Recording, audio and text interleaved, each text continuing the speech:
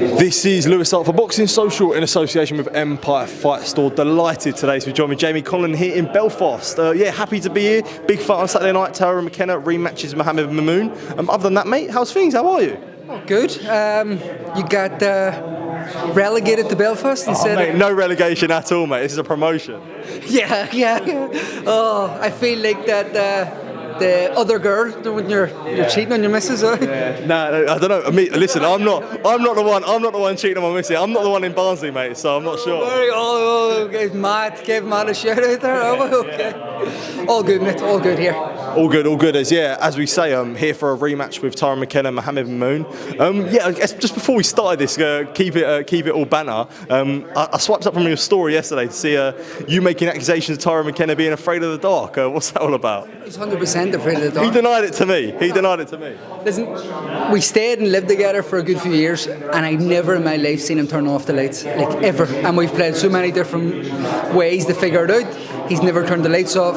And I came to the conclusion he's afraid of dark. But no matter what, I've told every single person, whether he is or not, he definitely is. The rumours been spread. To me, I don't know if it was making me feel bad. He was blaming it on his ADHD. He said, "Oh, I just run because of too many lights." This is a father, a husband with 2 kids, doesn't turn the lights off, and I just was like, what the fuck?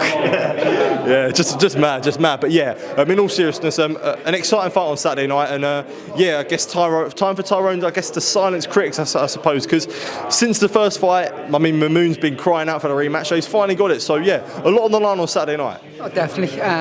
First fight very controversial. First fight sparked outrage, the judging, and I think it was the confusion even on Victor Loughran's face as the referee. He wasn't sure which hand he was putting up, and it added to it. And it was in the golden contract live on Sky Sports, and a lot of people had him losing. And then the backlash he received from it. Mimoune has a big following on social media, so he got a lot of French people that kind of got on to him, and it just was consistent. It was the main reason when he came back. He says, "I only want fights that will intrigue me and interest me. I don't want to be a stepping stone for some young prospect coming through.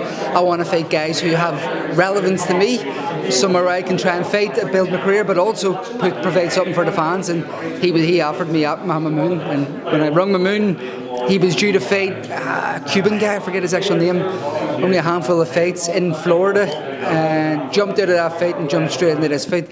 The eagerness is on both sides.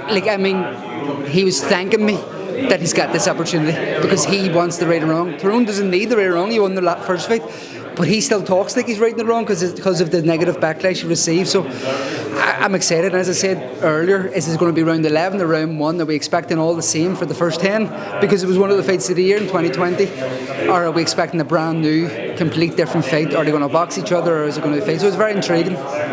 When it came to McKenna, obviously he retired after the Lewis Crocker fight, and he made a big post about it, made a big retirement, got a lot of support about it.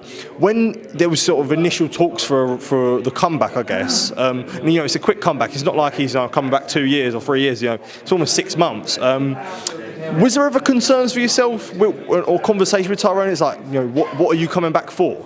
Exactly. Yeah. No. When he had told me and we sat down and had a coffee, I think a day later, and I was like, thanks. Thanks for everything you've done. We've been friends, but also what you've done on our shows and provided on our shows. Go and enjoy a different thing in your life. And it looked like he was settled, but then I met him again a few months later, and I could see a different Tyrone, and he needed something to get into. He wanted to come back. He didn't retire because it got too tough. Because he said in the build-up to Lewis Crawford, if I lose, I'm going to retire.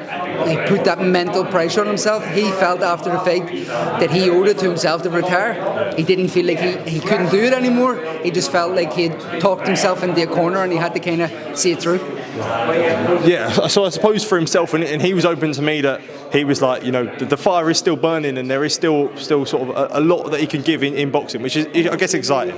Yeah, and it is like he's been in tough fights, but he's had a lot of time out of the ring. He's had a kind of downtime, and he's in a weight division where there could be exciting fights. Mimoune's in the same position here as well, so it is an opportunity. Whoever wins has an opportunity after, and whoever loses, most likely it is the end of their career.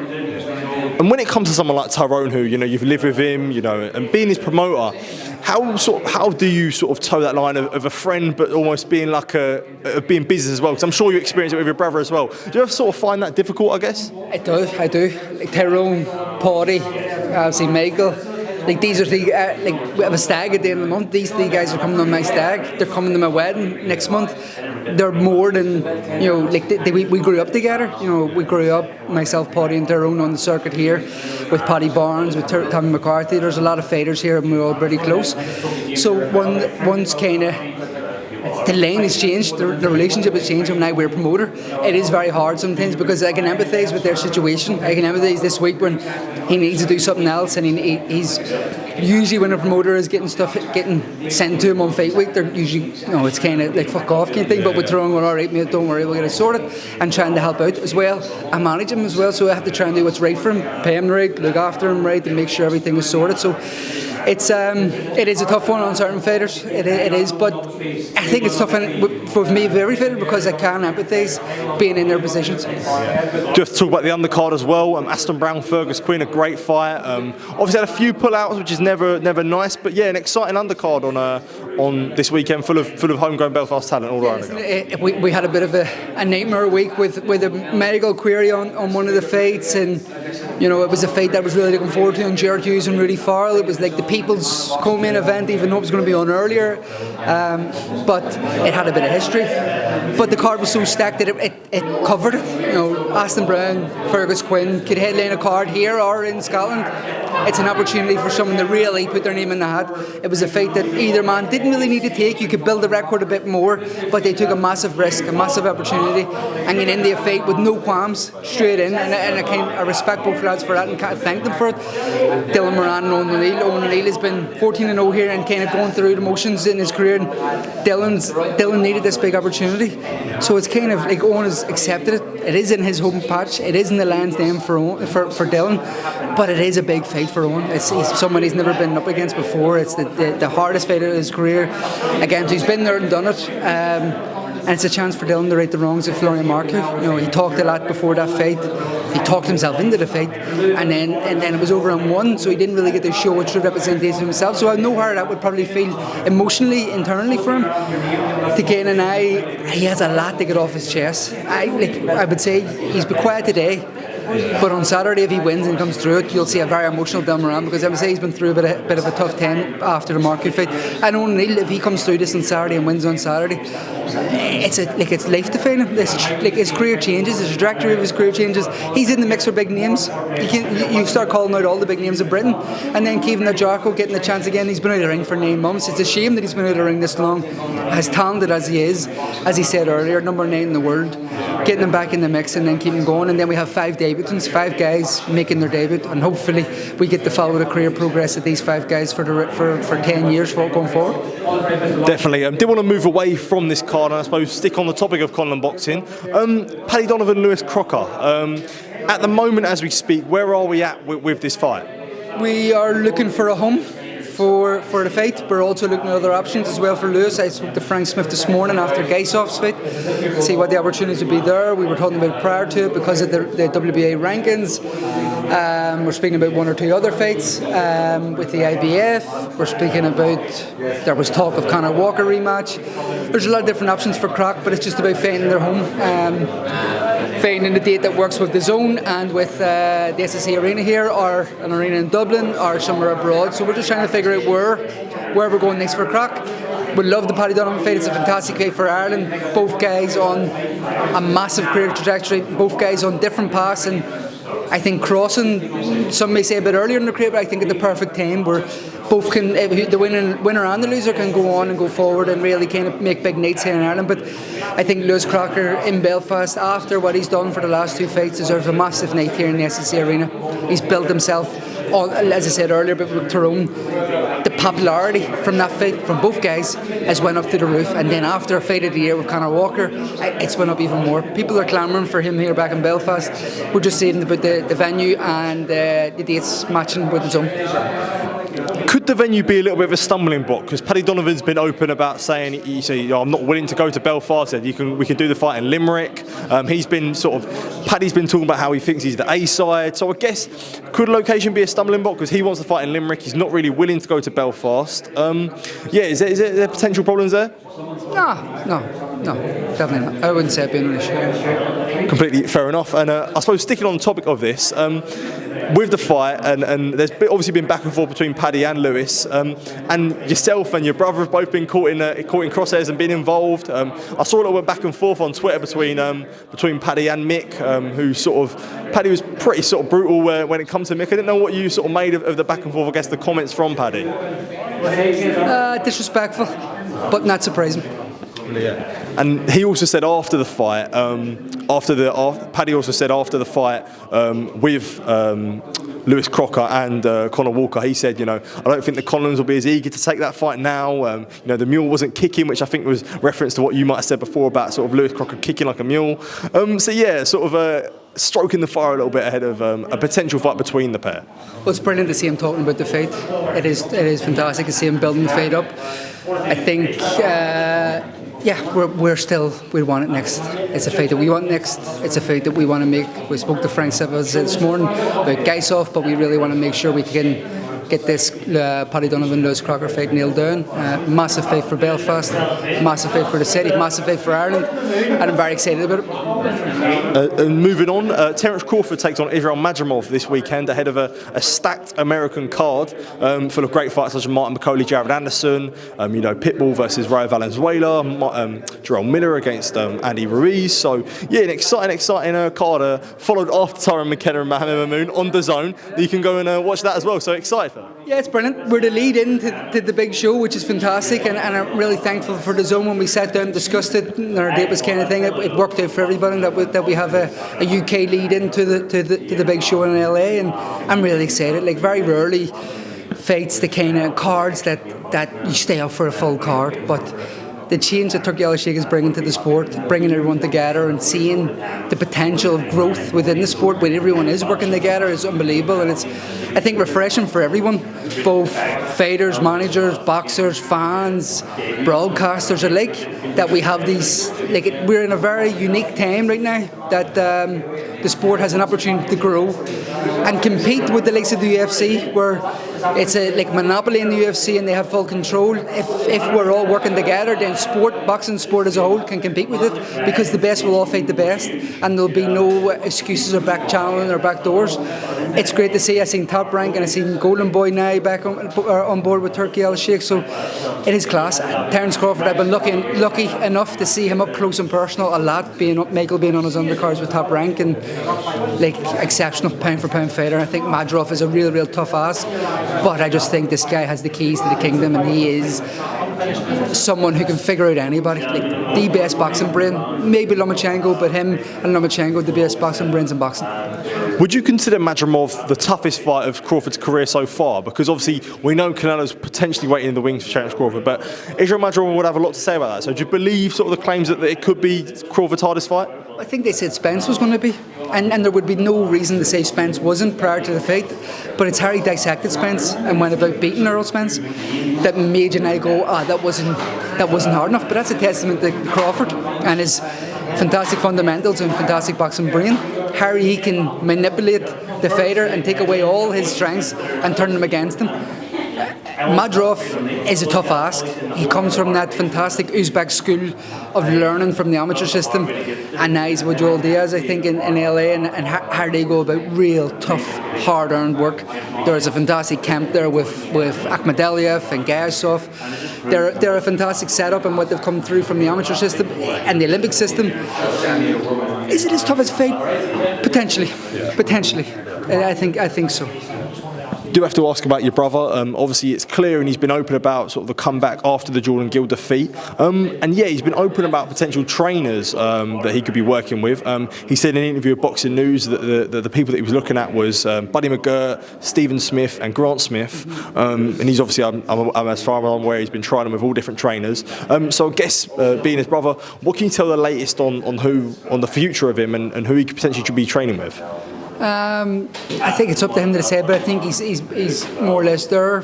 He really enjoyed working with all three, and has a real good personal and professional working relationship with all three, and got on really well. So it's a decision. It's a tough decision to make. So he's going to have to take his time in making that decision, and has to get that right first before he goes to the next stage and back to fighting.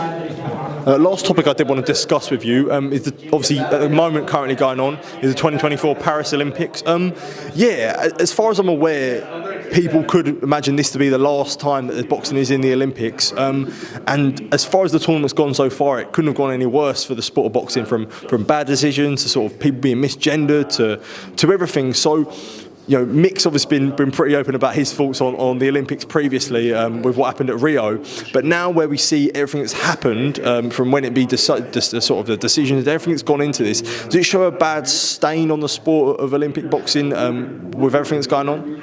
I just think we're getting into a very dangerous time when you're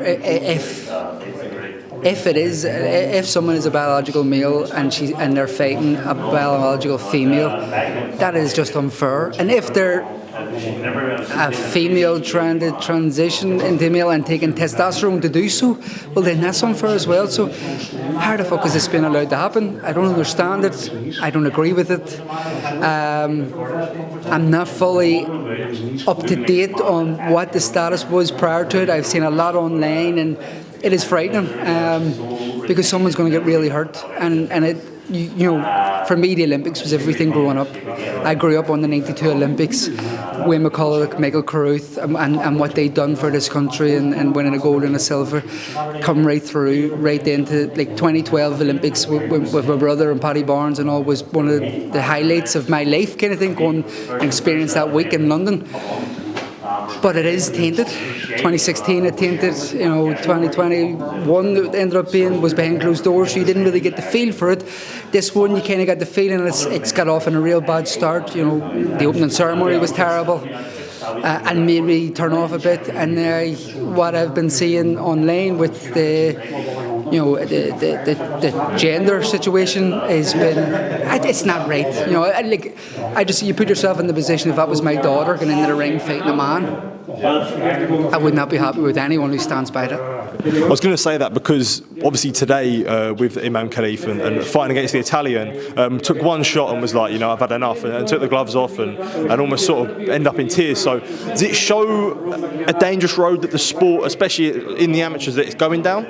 It is dangerous. It's something that I think needs to be nipped in the bud and addressed. If somebody wants to be a man or be known as a man or be known as a woman, then go into that bracket. I don't think you should be. They shouldn't be in a bracket with women and men. So it is a frightening time for what the prospect for the future of boxing is. If this is being accepted on the global stage with the Olympics, it's worrying, because where do we draw the line here? If a fella is with a beard is getting in and just saying he's a woman, is that okay now? Or I don't know. I don't know. It's a real touchy subject, and I see people getting cancelled for speaking out. But it's not good. It isn't good for the sport. It isn't good for people who is competing in the sport, and it needs to be addressed. As for the judging as well, I think GB have been on the wrong end of a real tough decisions, especially Delicious Ori, Rosie Eccles, etc. And it's not just GB, but it's a lot of guys, especially this year, who've been on really tight ends of harsh decisions. And we all know what happened with Mick in 2016, with Vladimir Nitkin when he was sort of robbed there, and you even go as far back as Roy Jones in the gold medal match, who was robbed back all them years ago. And it takes the Olympics for people to see all the dodgy decisions that happen in international boxing. I'm sure you've seen it yourself, sort of up and down. There ain't a guy who's sort of boxed on the international level or the amateurs who hasn't been robbed regardless of the Olympics. So is there ever a solution to this as well? Because it happens sort of every year. As I say, the Olympics seen it, but it's not just the Olympics happens, it's the Europeans and worlds as well. So yeah, real dangerous time. It is, and the Olympics used to be a 10-9 scoring system. Sorry, it used to be a 10-9 scoring system. Then it went, because of corruption, then to a point system, and then they figured out the point system was corrupt, and now back to this. And it is tough. Listen, boxing is a subjective sport, so it's always going to be controversial. It does take the Olympics when you're watching boxing back to back to back to back, and you're watching, I think, boxing in the purest form when you see world elite level boxers as an amateur. I think they're at the top of the game, whereas you can be world champion as a professional and probably not even the best in your own city, but if you're the world champion as an amateur, Olympic champion, you're the best fighter in the world, hands down. But now you're starting to look at different fights and you go, there is fishy decisions. I thought Rosie Eccles was hard done by. I thought Aoife O'Rourke from Ireland was really hard done by. There's been some decisions where you are left scratching your head, and this. Like, we do sugarcoat a wee bit with the subjective term. You know, as I said earlier, it is a subjective sport. But when you start to see it back to back and back to back, you start to think something else is up. But it's, I don't know. I think incompetence is one. I think a lot of incompetence. You see, I don't think there's any scrutiny on the judges. There was a clear out in 2016 after Michael exposed the corruption there from the former runners of the AIBA, or sorry, the AIBA. What can we do about it? It's been going on since, as you said, Roy Jones' time, Floyd Mayweather time. You see it when you go to all the back arse of nowhere. Judges getting, decisions getting handed out left, right, and centre, and it's only when it's broadcast on national television you start to see something's not right here. How do we fix it? Boxing sometimes kicks itself in the nuts, and I think this Olympics has definitely done that. Just a like final one for myself on that as well. So do you think that in LA 2028 that it's looking bleak? And in your personal opinion, like, with everything that's gone on, do you think that there should be another boxing Olympics at the next cycle? Well, I think boxing should always be at the Olympics. Boxing, wrestling, a few other sports were one of the main, the starting sports in the Olympic Games when it only formulated. So it always should be there. It is an amateur competition where it's man and man, and it's our girl and girl now. But we're getting into American territory with other things now. But it's. I still truly believe, like, deep down, that amateur boxing is the purest form of the sport. It's just the people around it aren't so pure. Absolutely. Jamie, as always, a pleasure to speak to you, mate. Really do appreciate the time, as always. And yeah, means a lot, mate. All the best on Saturday, mate. Top man. Yeah, of course. Yeah, I am too. Top man.